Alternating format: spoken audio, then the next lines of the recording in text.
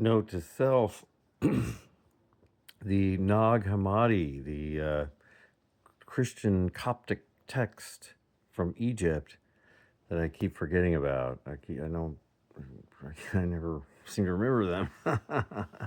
But then there's the Dead Sea Scrolls. Let's see, and the Jewish historian Josephus. So I think those are all interesting sources I want to explore more of.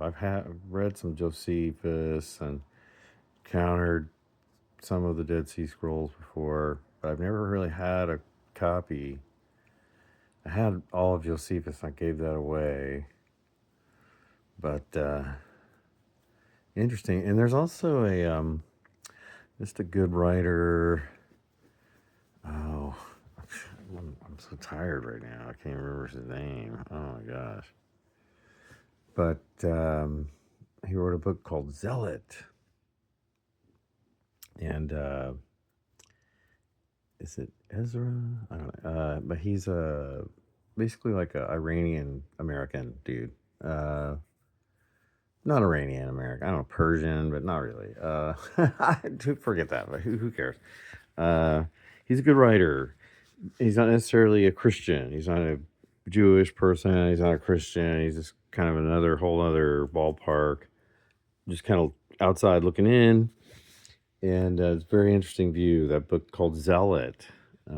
He pulls from all the historic stuff he can find, puts together what he can, and in a kind of very nice, easy to read format, tells his version of kind of what we know about Jesus.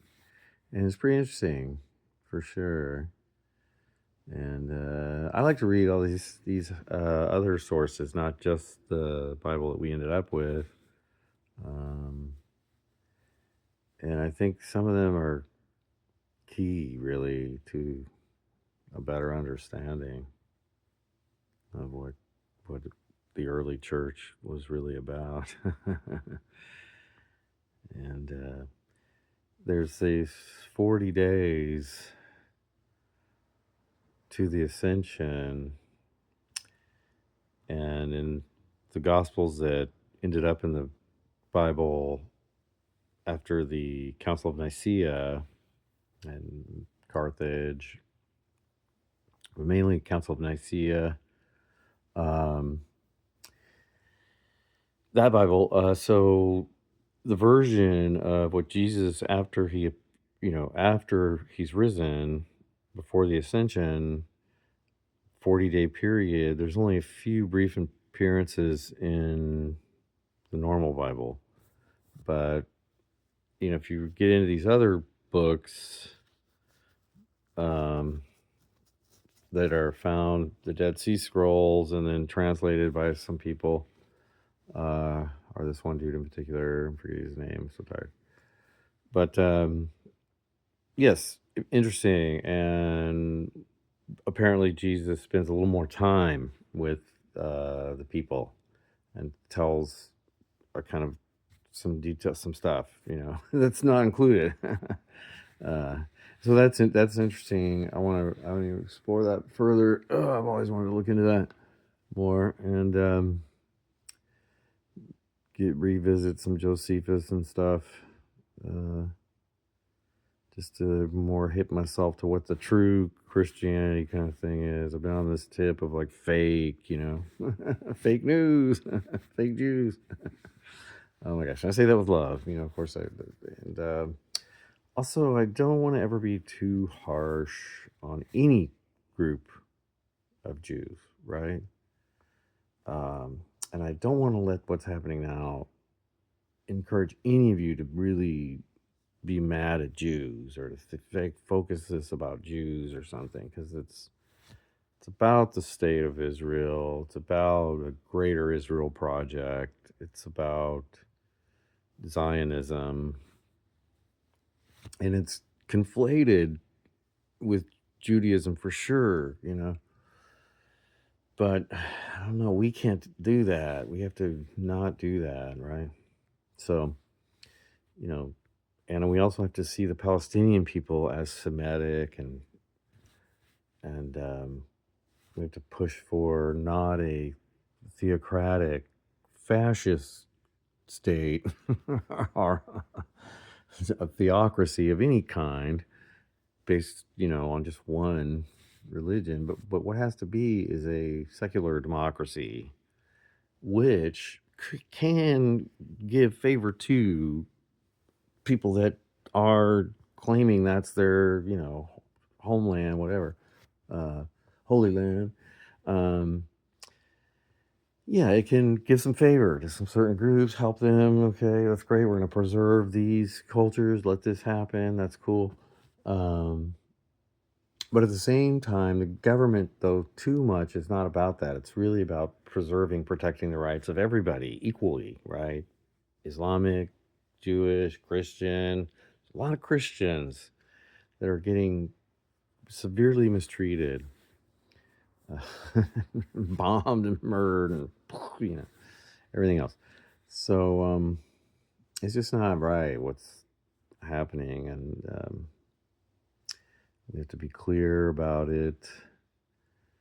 And I think for some people that involves kind of a discovery of the real, in terms of I really want to get the real core of this thing called Christianity. And I want to get this, and its relation to the rebel Jewish movement that it came out of, and more about the Torah also, right? What is the real? And not just spend a lot of time renouncing the fake Edomites or whatever, you know what I'm saying? I wouldn't go around, you Canaanite, how that's crazy, but Zionist is apropos. Mwah. But also, don't get mad at the Ashkenazi as a whole, either. I think that's stupid.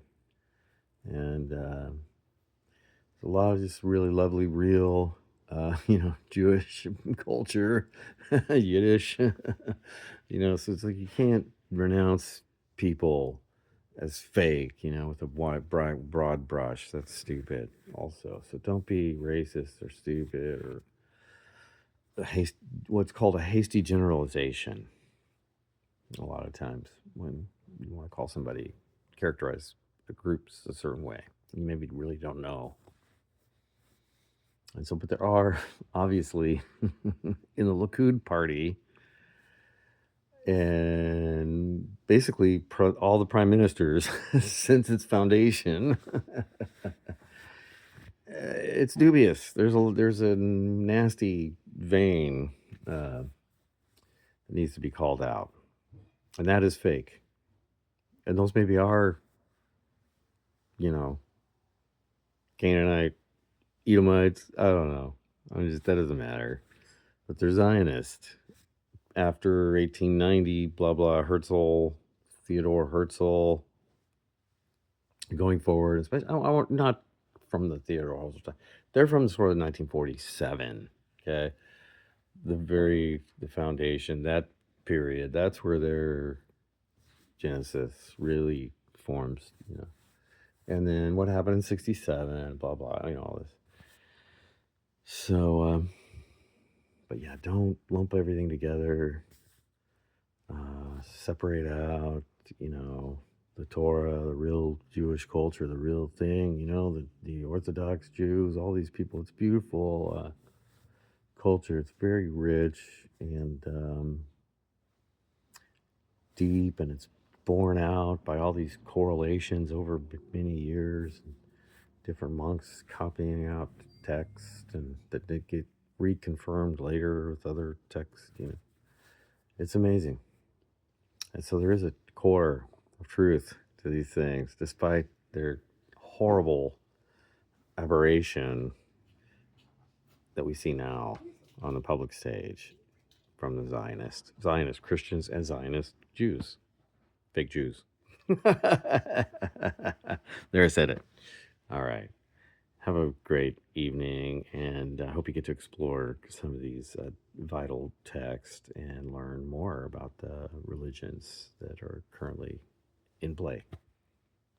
on the world stage and in the ideologies of everything. Okay, all right, take care.